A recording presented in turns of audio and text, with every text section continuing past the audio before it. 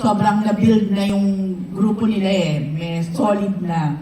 So, saan ka medyo kinabahan nung malaman mong makakasama ka sa Running Man PH2?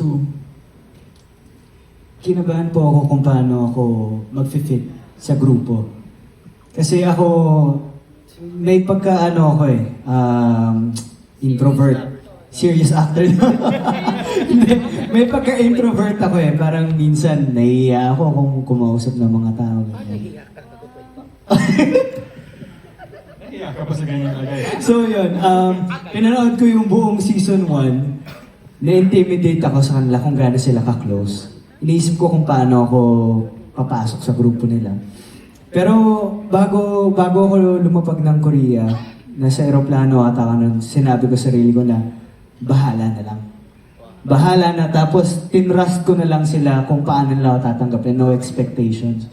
Na kumbaga dapat ganito, dapat ganyan. Wala. Basta kung anong mangyayari sa Korea, bahala na si Batman. Ganon. Pero buti na lang po, dahil buti na lang, naging very welcoming sila sa akin. Kaya at least naging masaya yung buong 43 days ko. Okay, so Miguel, ano naman na na-discover mo sa sarili mo dito sa pagiging runner? Masaya pala maging masaya.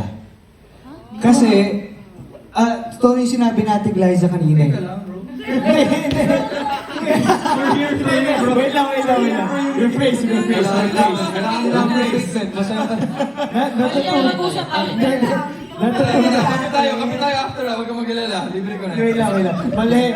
Gusto mo ba mag-backstage muna tayo? Pag-usapan muna natin. Tapos mo muna yan. Hindi.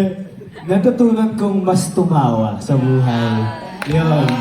Totoo yung sinabi ni Boss G na minsan natatakot tayo sa uncertainties. Pero minsan yun yung nagpapa-excite sa buhay natin. Eh.